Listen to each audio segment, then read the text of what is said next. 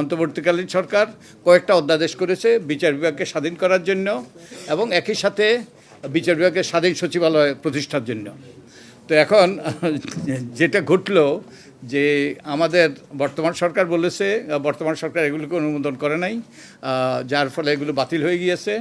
এবং তারা বলেছে যে তারা আমাদেরকে আশ্বাস দিয়েছে, আবারও আশ্বাস দিয়েছে, 2001 সালে আশ্বাস দিয়েছিল, আবারও আশ্বাস দিয়েছে তারা আরও উন্নত আইন, আরও ভালো আইন করে তারা এই বিচার বিভাগের স্বাধীনতা নিশ্চিত করবে, বিচার বিভাগের সচিবালয় স্বাধীন সচিবালয় নিশ্চিত করবে, গুম কমিশন, তারপরে আমাদের হিউম্যান রাইটস কমিশন, এগুলো জন্য আরও ভালো আইন করবে।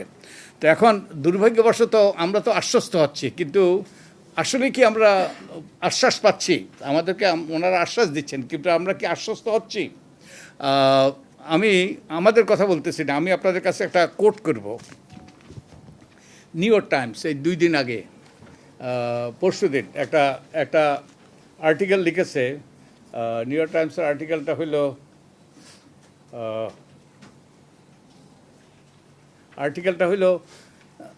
Gen Z protest around the world, success or epic fail.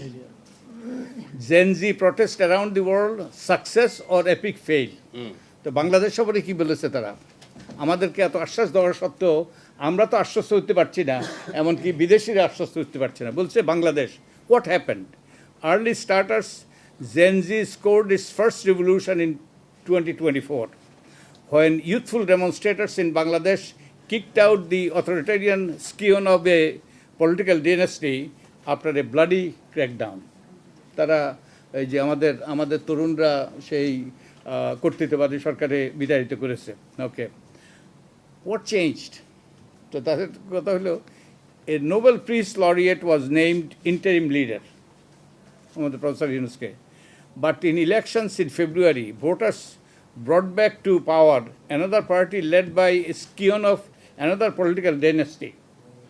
যে আমাদের আরেকটা ওই যে পরিবারতন্ত্রের একটা উত্তরাধিকার আবার ক্ষমতা এসছে। It promised big change only to drag its feet on a reform charter that voters had overwhelmingly backed in a referendum.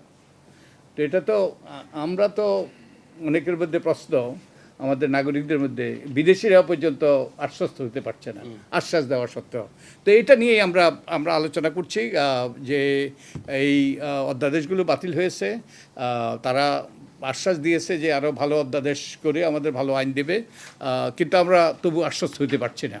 এবং আপনারা হয়তো কেউ দেখেছেন আজকের খবরের কাগজে এসছে, আমি অ্যাপিলেট ডিভিশনে গিয়েছি, এই যে গত সেপ্টেম্বর মাসে একটা রায় দিয়েছে আমাদের হাইকোর্ট বিভাগ, এবং রায় বলেছে যে এটাতে গুরুত্বপূর্ণ সাংবিধানিক বিষয় জড়িত, অতএব এগুলো সুরাহা হওয়া দরকার। তো এগুলো যাতে সুরাহা হয়, আমি কিন্তু রায়টার বিরুদ্ধে আমি আদালতে যাইনি, এগুলো যাতে আপিলেট ডিভিশনে একমাত্র সুরাহা করতে পারে।